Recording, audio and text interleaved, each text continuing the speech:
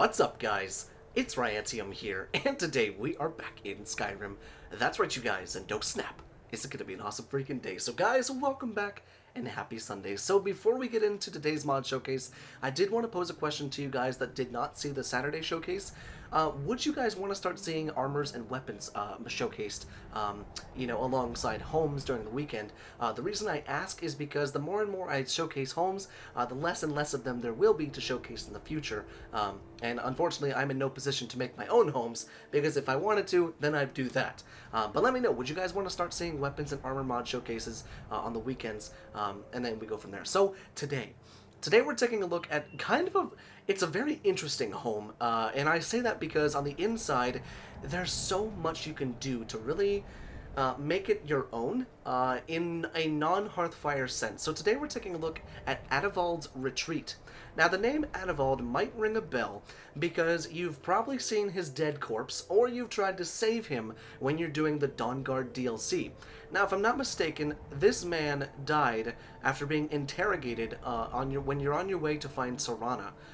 He's down there in that big dungeon, and you find his dead body. This is his home. The mod author took it into their own hands to create kind of a backstory around one of the vigilants who worked with the Dawnguard and was a vampire hunter. Or even if he wasn't in the Dawnguard, he did hate vampires and he wanted to hunt them. Brought it into their own hands and gave him a backstory, which is kind of cool. So this was his old home. Now this home, you can get the key two ways. In fact, let me show you where it's at first. So we're right here. ADAVALD'S Retreat is right here, just outside of Dawnstar. So you've got Dawnstar, Nightcaller Temple, Windward Ruins, and the Red Road Pass. All sorts of that good stuff. Now, as I was saying, the key can be located two ways. One, you find it on his dead body when you find him down there after being interrogated by vampires. Or two, right around the back of the house, there is a satchel inside of this thing. And if you pick the snowberries, it'll be inside of there. The reason it's not in this terrifyingly, nightmarishly, ghoulish-looking doll is in there is because I just took the key. So we'll just go and take those snowberries. Perfect.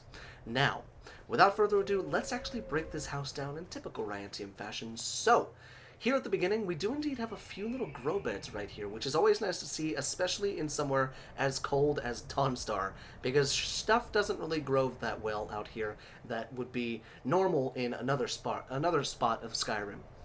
But out here, we've got ourselves an anvil and a wood chopping area out here with a safe. Now, I don't know if you can actually use that safe right there, but it looks like you can't. That's interesting. I don't know why they'd put that there if you can't use it. I'm not sure. But we do indeed have a wood chopping block there, but it doesn't come with a woodcutter's axe, it looks like. It doesn't look like, which is unfortunate, but you can always find one in Whiterun. But tanning rack around front, let's actually head into ADAVALD'S Retreat so that you can see just what I'm talking about with being able to make your home inside the way you want it. So here we are, inside of ADAVALD'S Retreat. So it pops up with a prompt. Judging by the condition of the home, it seems the owner has been gone for some time and is likely not coming back. It'll make a fine home. Now, you've probably already noticed the little white wisp thingy right there, and I'm going to go ahead and turn up the brightness because it is a little dark on the Elgato, and I think that will do it. Yes, I do believe that looks better. So, these little white wisps, you'll find them all around the house in certain areas. The reason those are there is they are prompts to show you the things that you can change and manipulate inside of the house. So for instance, light and extinguish fire. So in order for you to be able to cook food over that fire, you have to first come over to this wisp, and up in the top left-hand corner it says fire must be lit to use the cooking pot. Now you can go ahead and place and remove the cooking pot, and it places it right over the fire so that you can go ahead and cook. But if we go and distinguish it, it automatically puts it away. Kind of a nice feature, not gonna lie. And you can put it there, and then you can place it back. Pretty cool, huh? But not only that, you have a way to make it so that the static clutter takes over this entire area. So you see all these cobwebs and this kind of lackluster area over here, bam! Instead of that now you have fully stocked food stuff. You've got a couple sacks down there. None of this you can actually touch because it's all static, so I suppose, it doesn't really serve a purpose other than aesthetic, but it is pretty cool. But if you click any candle, sconce, or candelabra in the house, it does indeed ignite the candles. as well as chandeliers, if I'm not mistaken, which is a very cool touch. Very, very, very, very custom. Very cool. But then we've also got alcohol supply right here, so you can go ahead and get your crunk on. And then we've got ourselves a food cupboard and potion storage and stuff like that. And I say potion storage because you can just set up an alchemy lab right next door, which is very, very cool to have. But see, you've got ingredient storage on top, you've got a cupboard on the bottom, and then you have potion storage right in the middle with a sack right there as well. Pretty cool. And then you've also got food, look at that. So that's where you're going to store all your stuff. So all of that is indeed just for aesthetic, which is very, very cool. Now, I've got to keep my eyes open for the prompts and stuff like that, because sometimes they'll pop out of nowhere and I won't see it. But over here, this is how you set the dinner table. So you can actually see over here, the dinner table is quite sparse. There's not a whole lot going on over here. But if you come over to these, you can toggle on 3 separate meals, and then it puts them on the table. Would you look at that? And then I believe if you sit at the table, I didn't try this before, but I imagine it doesn't work. Okay, so it doesn't look like you can actually eat that, but it does have the little white wispy things around it. So normally that means you can interact with it, but I'm not sure. Perhaps that's just meant for aesthetic as well. So that's everything that goes on the first floor, if I'm not mistaken. Like I said, I got to keep my eyes open for the prompts just in case there's something to fill in this area over here. Now keep in mind there might be 1 or 2 things that we miss as we go on. Oh, see, like I said, place mantle items. I knew there had to be something else in here. It was too sparse. I was like, there's gotta be something different inside of here. So we got the knapsack right there. Restock the food shelf just like that. And yeah, so all of this stuff, it's just kind of nice to have the opportunity and the ability to turn what you want into what you want right there, which is really, really kind of cool. But let's continue downstairs, shall we? So the downstairs is where a lot of the functionality comes in again. So it looks like we do indeed have a cot that you can put down for extra bedding and extra sleeping area, which is really, really cool because that leads me to believe that you could possibly have a follower or something inside of here as well, which is a nice touch. But we've also got that right there. We've got some, some imp stool right there, some assorted ingredients, everything like that. I like that there's a little thing right there. Place bedroom items. Look at that. That's kind of nifty. And so the bedroom items, it probably furnishes all the little tables and stuff like that. Just kind of a neat little spot down here. Big dresser to store all your stuff. Got some books. Not necessarily a bookshelf for the bookworms of Skyrim, but it is indeed something, which is kind of nice to have. Nice little single bed right here. Like I said, probably not the home for, a wife or husband and, a million kids. Probably just yourself and a follower, if I had to guess. Kind of a cool stuffed bear right there. But then we also have a wardrobe right here, but luckily the plot continues to thicken because you can move the wardrobe, revealing a false wall. And back here, we got some stuff back there too, and it does indeed store your stuff no matter the position that it's in. Now my question is, how the hell do you close it again? Let's see, open that, move wardrobe. It's as simple as that. Would you look at that? You just kind of look right in the middle in it, and it changes that, which is pretty cool. And then as we come back here, we do indeed have a few things to look at. So first of which, the lights. Go ahead and turn all that on. Want to make sure we're getting the maximum amount of lighting back there. And then make sure there's nothing else right here. We can close that false back panel if we wanted to, but I'll go ahead and leave it open. Nice little armor display right here to go ahead and store one of your favorite armors on the armor mannequin. Kind of a nice way to do that too. Yeah, I kind of wish that there would have been weapon racks right there where you could store the weapons from your favorite armor, but I suppose the static decor does look pretty cool too. But let's see, we have a weapon plaque right there, or a weapon rack and a shield rack. A little bit of static decor right along here, one singular weapon rack.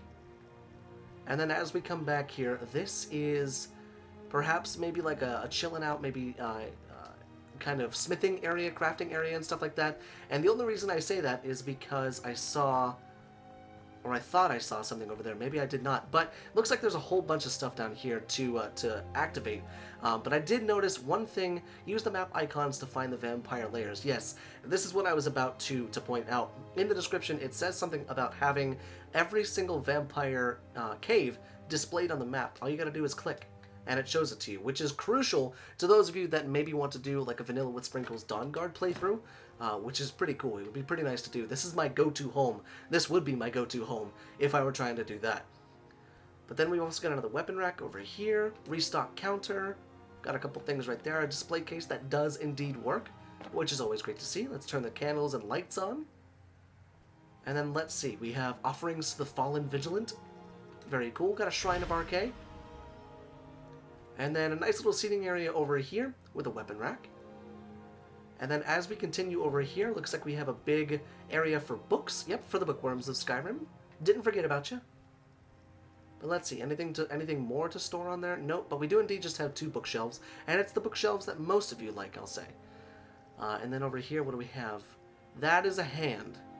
That is a whole ass hand. Okay, that's a little strange to have in your basement, but to each their own. I won't judge. But let's see. We've also got ourselves an armor mannequin, a couple weapon racks, some weapon plaques. We have a stock armory button, which adds... Oh, that's kind of cool. Search weapons and armor, and it comes with some stuff. That's pretty nice to see. Got some static clutter over here. That's pretty cool. And then a display case. That does indeed work. Always great to see. And then we have a few more lights through here. I think that's just the coolest touch, honestly. Being able to turn your lights on and everything like that. Kind of a nice little thing to happen. Plus, it's so cozy down here. It just feels good. And then last but not least, if I'm not mistaken, remember, we might have missed 1 or 2 things, so it's definitely worth downloading to check out for yourself. But as we move down here, let's see what's down here. Got ourselves some little sconces. Aha! Hello, underground training area. Now this right here, if I'm not mistaken, yeah, the toggle the enchanting stations, you can go from the regular enchanting station to the staff enchanting station, which is very, very cool. You have soul gem storage, you have staff storage right here. Really, really nice to have. And then over here, looks like we have some assorted silver ore, which is really crucial if you want to make some early money. It would have been nice if there were gold mines there too. And then maybe this is just kind of a little storage area. You can maybe pick up a crossbow and start shooting the targets right there. It looks like there's a ladder up to get up to where you can go and pick up your arrows and stuff like that, and your crossbow bolts. Just kind of a nice little spot up here to do some archery training, because you know you don't want to get up close and personal to those vampires. And then as we come down here, yes, there it is, the smithing area. Use the ladder to retrieve your arrows. So yeah, I was right, perfect. And then we have a downstairs smithing area. We've got ourselves our workbench, a little bit of static clutter, our grindstone. The forge must be lit to use the anvil. Got ourselves another tanning rack. The exterior safe near the anvil and the interior safe near the forge are linked. Okay. That's kind of nice to say. Kind of nice to see. And then, let's see, what else we got back here? Just some static clutter. And then we can light and extinguish the forge right there. And then we can use the anvil, which is very, very cool. So all in all, I really, really enjoy this home for the fact that you can really make it what you want. You can restock what you want to restock, and you can really decide what you want, you know, where it's going to go and everything like that. So let me know down there in the comment section, guys. Would you use this? Did you like it? Did you hate it? Would you use this home? And if so, what would you use it for? Let me know down there in the comment section. I'd love to hear what you guys are thinking. Oh, there's shield racks on the wall. That's cool. I'd love to know what you guys are thinking as far as, you know, the usage of this home. So guys, with that being said, I hope you enjoyed today's mod showcase, and I will see you in the next video.